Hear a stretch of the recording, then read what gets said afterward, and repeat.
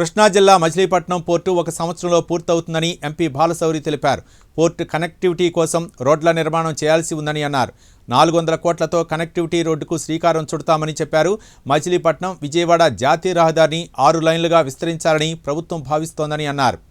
Outer ring రోడ్డుకు ప్రతిపాదన చేశామని తెలిపారు.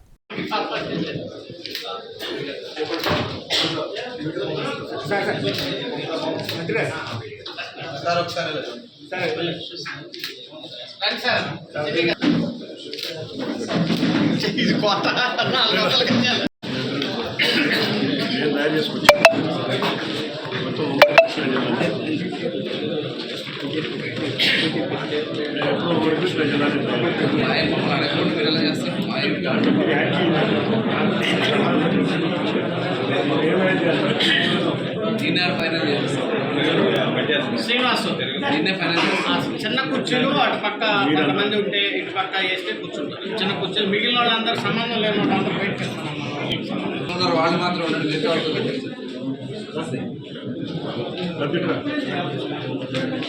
అటు పక్క చేరలే మనం ఇటు పక్క రెండు చేరలే.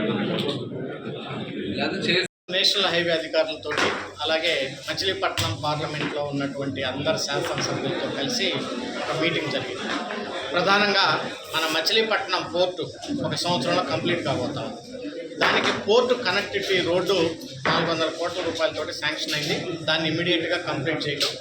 అదే రకంగా మచిలీపట్నం నుంచి విజయవాడ వరకు ఉన్నటువంటి నేషనల్ హైవే రోడ్డు ఏదైతే ఉందో ఆ రోడ్డును కూడా 4 లైన్ నుంచి 6 లైన్గా చేయడం.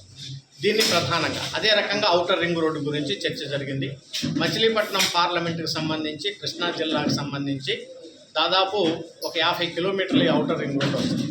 దాన్ని అక్కడి నుంచి గ్రీన్ ఫీల్డ్ రోడ్డు ఏ రకంగా గుడివాడకి వెళ్ళాలి, అదే రకంగా ఇప్పుడు పామర్ నుంచి చల్లపల్లి వరకు దీన్ని కూడా గ్రీన్ ఫీల్డ్ రోడ్డును ఏ రకంగా తీసుకెళ్ళాలి. సో ఇట్లంటే మేము చర్చ జరిగింది. మరలా ఒక 2 మంత్స్ ఆగిన తర్వాత దీని మీద మరలా మేము చర్చిస్తాం. వీలైనంత త్వరగా పోర్టు కనెక్టివిటీ రోడ్లు కంప్లీట్ అయ్యే విధంగా అందరం కలిసి మా ప్రయత్నం చేస్తాం. నేషనల్ అధికారులందరూ కూడా దాన్ని పరిగణలోకి తీసుకున్నారు. తప్పకుండా ఇవన్నిటిని చేస్తేనే ప్రజలకు ఉపయోగకరంగా ఉంటుంది. సో బేసిక్గా మన పోర్టు రోడ్డు గురించి క్లారిటీ వచ్చింది. అలాగే కంకిపాడు నుంచి గుడివాడకి ఒక గ్రీన్ ఫీల్డ్ రోడ్ని మేము ప్రపోజ్ చేశాం. మా ఎమ్మెల్యే గారు రాము గారు మేము దాన్ని ఇప్పుడు ఓఆర్ఆర్ అంటే ఔటర్ రింగ్ రోడ్ వస్తుంది. ఆ ఔటర్ రింగ్ రోడ్ దగ్గర నుంచి 22 కిలోమీటర్ల కనెక్టివిటీగా కానీ మనం గుడివాడకి తీసుకెళ్ళినట్లయితే సో అక్కడ కూడా ప్రాబ్లం లేకుండా సో అక్కడ భీమవరం వెళ్ళేదానికి కూడా ఈ రోడ్డు బ్రహ్మాండంగా ఉపయోగపడుతుంది. సో దాన్ని కూడా చేసాం. మీకు తర్వాత శాసనసభ్యులందరూ కూడా మ్యాప్లు పూర్వకం కూడా మీకు అందరికి ఇస్తారు. బేసిక్గా ఇవన్నీ ఈరోజు డిస్కషన్ జరిగినటువంటి విషయాలు. సో మంత్రి గారు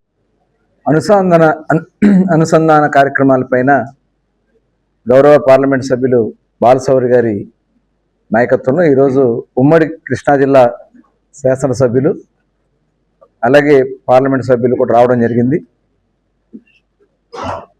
ఏదైతే హైదరాబాద్ మచిలీపట్నం హైవేకి సంబంధించి విజయవాడలో పాస్ అవుతున్నటువంటి రోడ్లో ఉన్నటువంటి సమస్యల మీద కేసినేని చిన్ని గారు అలాగే గద్దె రామ్మోహన్ గారు, బోడే ప్రసాద్ గారు, అట్లాగే పామర ఎమ్మెల్యే గారు ఈ ఏదైతే NH65 ఈ విజయవాడ మచిలీపట్నంలో ఉన్నటువంటి దానికి 6 లైన్ ఇప్పుడు కింద మారబోతా ఉంది. 6 లైన్కి సంబంధించి అండర్ పాస్లు కానీ అట్లాగే కొంత డ్రైనేజ్ ప్రాబ్లమ్స్ కూడా ఉన్నాయి, వాటర్ ప్రాబ్లమ్స్ కానీ ఇవన్నీ కూడా పెడన ఎమ్మెల్యే గారు కూడా చెప్పడం జరిగింది.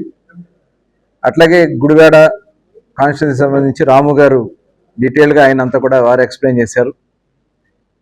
అలాగే పామర్ నుంచి అక్కడ ఎంపీ గారు చెప్పినట్లుగా 165 గుడివాడ వచ్చేటటువంటి పామర్ గుడివాడ 165 అక్కడి నుంచి 216 కనెక్టివిటీ చేయడానికి అవి కూడా మరి మాట్లాడటం జరిగింది. ఈరోజు నేషనల్ హైవేస్ నుంచి సింగ్ గారు వచ్చారు, పీడి గారు, అలాగే మాత్ నుంచి హరికృష్ణ గారు, ఆరో హరికృష్ణ గారు రావడం జరిగింది, విద్యాసాగర్ గారు చాలా డీటెయిల్గా వాళ్ళు ఉన్న విషయాలు. ఇప్పుడు వచ్చే అమరావతి ఔటర్ రింగ్ రోడ్ దాదాపు 189 కిలోమీటర్లు వస్తుంది. ఆ దాంట్లో దగ్గర దగ్గర మన జిల్లాలో పాస్ అవుతున్నటువంటిది ఉయ్యూరు పక్క నుంచి ఒల్లూరు మీదుగా దానికి ప్యారలల్గా కనెక్టివిటీస్ తీసుకురావడానికి ఇటు గుడివాడ కానీ పామర్ కానీ మచిలీపట్నం కానీ దీనికి కనెక్టివిటీస్ ఆ రోడ్ నుంచి తీసుకురావడం జరుగుతుంది. ఆ వచ్చినటువంటి రోడ్లో ఎందుకంటే ఇదంతా ప్రాసెస్ దగ్గర దగ్గర 35,000 కోట్ల రూపాయలు వాళ్ళు ఎస్టిమేషన్ వేశారు. అలాగే మచిలీపట్నం విజయవాడ దగ్గర దగ్గర 1,900 కోట్లు. ఇవి కాకుండా ఇప్పుడు 216 కూడా ఇప్పుడు 4 లైన్ చేయబోతా ఉన్నారు. డిపిఆర్ కూడా తయారు కాబోతా ఉంది. వారికి ఎంపీ గారు మేము ఒక సజెషన్ చేశాం.